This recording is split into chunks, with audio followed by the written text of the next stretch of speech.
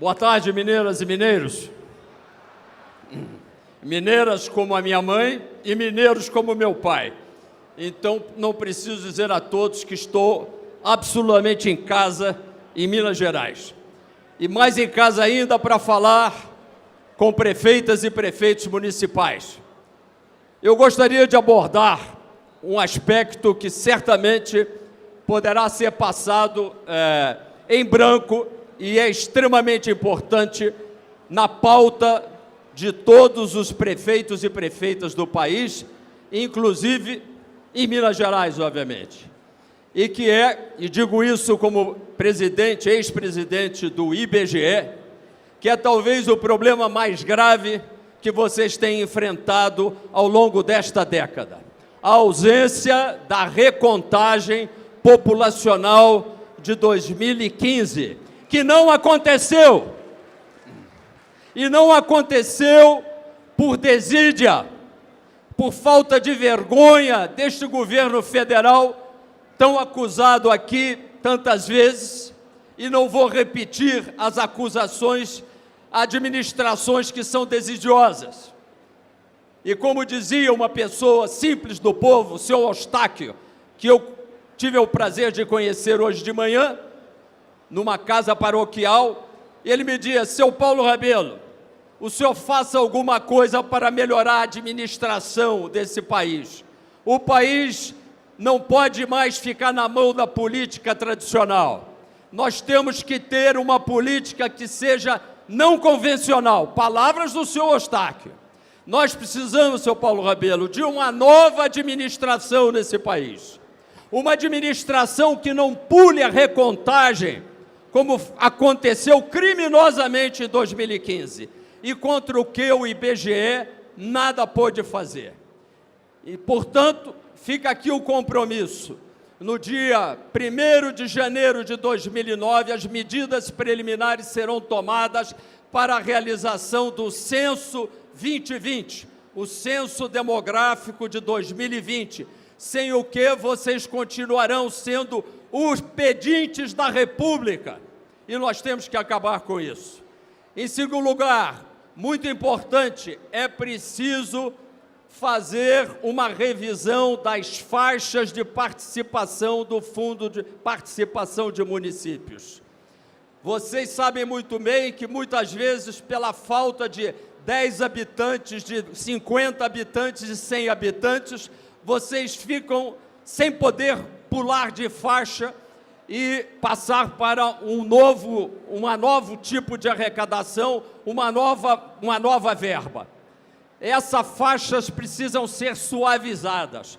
Portanto, esse é o segundo capítulo importantíssimo no processo de revisão da posição dos municípios no Pacto Federativo.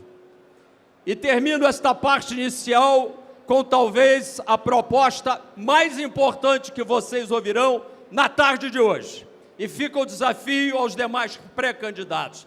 É que nós estamos aqui assumindo o compromisso de, no dia 2 de janeiro de 2019, ter pronta a emenda convocatória da revisão constitucional da nossa Carta de 1988.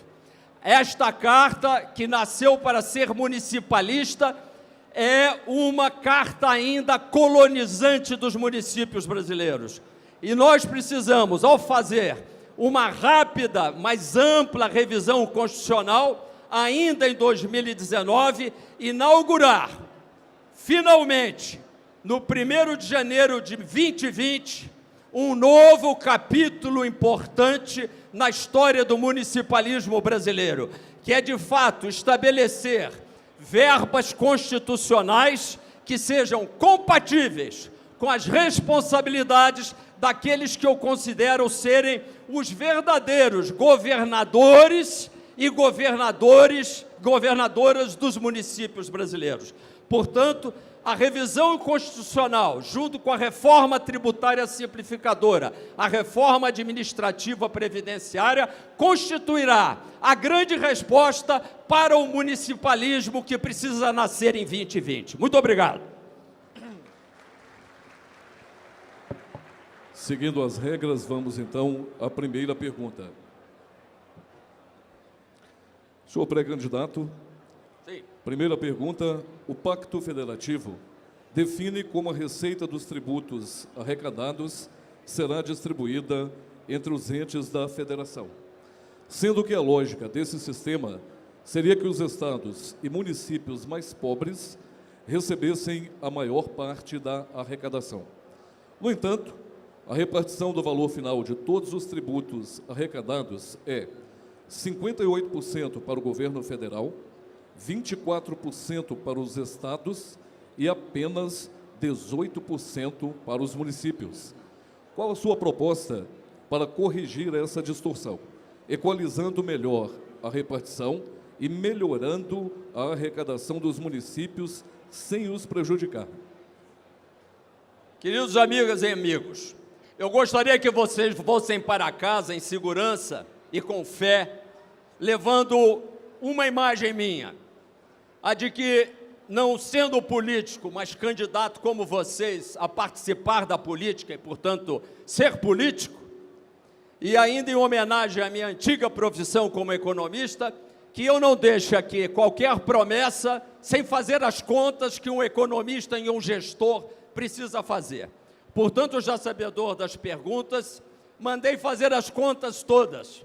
E é perfeitamente possível elevar o quantitativo da arrecadação própria e por transferência dos municípios brasileiros, dos 5.570 municípios brasileiros, dos atuais 18% de participação para 25% até 2022. Isso é perfeitamente possível.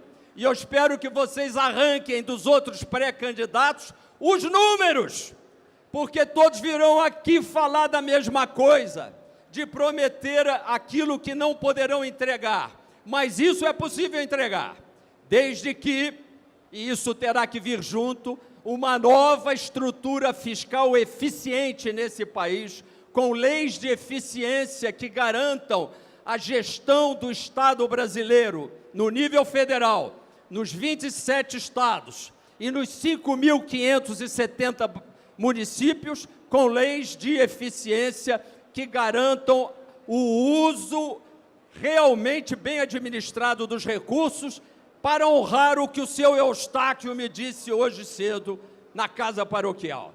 Em seguida, quero dizer para vocês que essa movimentação de participação de 18, dos atuais 18, para 25%, é não só execuível, como também elevará, ao final de 2022, em 50% o atual recurso de que vocês dispõem.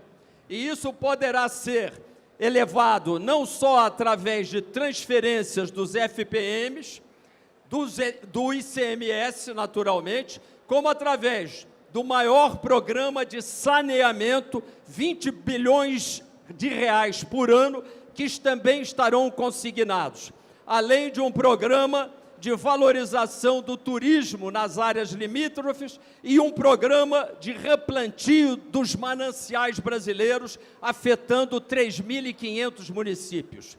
Várias dessas ideias estão consignadas no plano BNDES Municípios, que vocês já podem acessar hoje.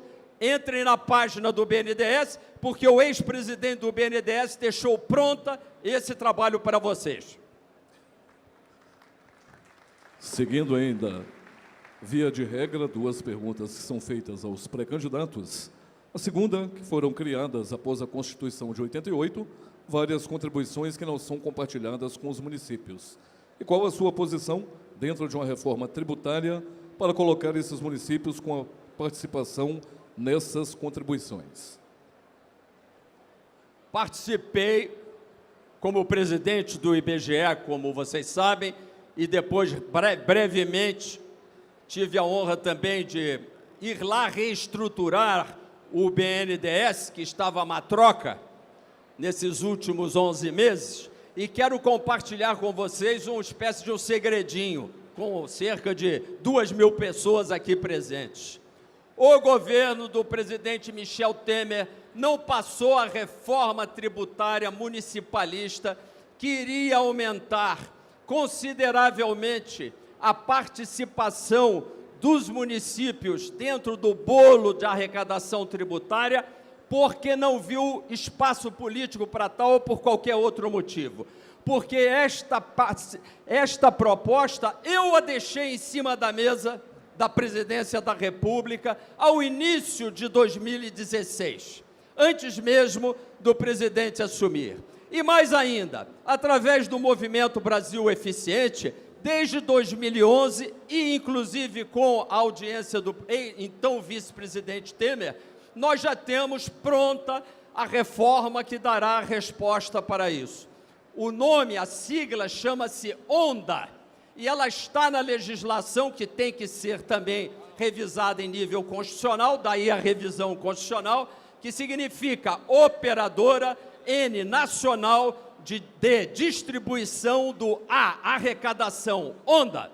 Através dessa Operadora Nacional de Distribuição de Arrecadação, com a ajuda dos computadores do IBGE, cada uma de vocês, prefeitas e prefeitos, poderá receber às 5h30 da tarde, automaticamente, sem mais delongas, sem pires na mão, o produto da arrecadação diária da República Brasileira. E só não fizeram isso porque não quiseram. Portanto, fica aí o compromisso. Através da Operadora Nacional de Distribuição de Arrecadação, vocês terão participação em todos os tributos, inclusive as contribuições, das quais os municípios e os estados estão hoje excluídos. Esta é a reforma tributária simplificadora que o pré-candidato não vai mandar estudar no início do seu governo, porque não dá tempo.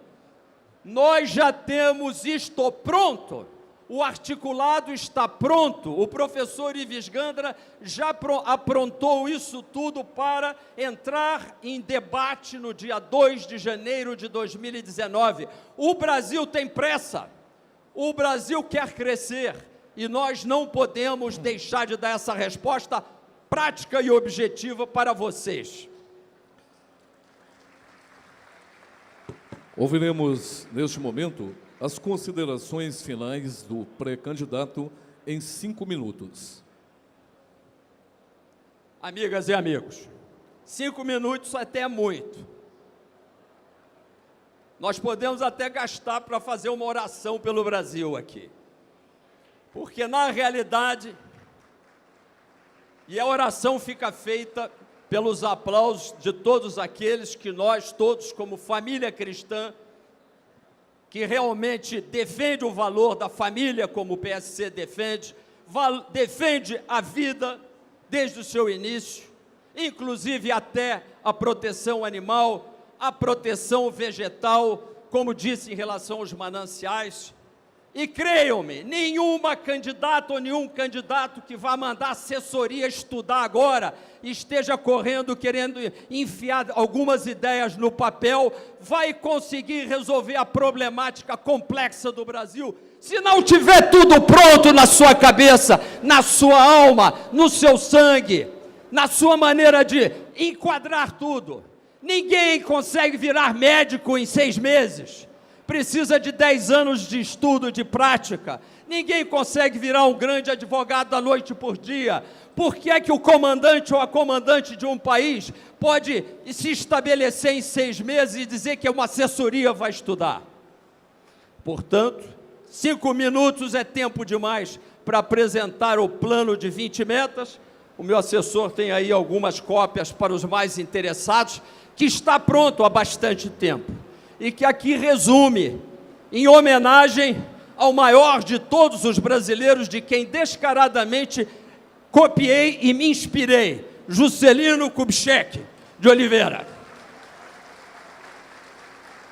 Nós precisamos lembrar os grandes homens, esquecer a lama da corrupção, que hoje nos afoga no mar de mediocridades, para lembrar de homens que emergiam como Juscelino emergiu com seu plano de 30 metas. Para simplificar, o nosso é de 20, PSC é 20.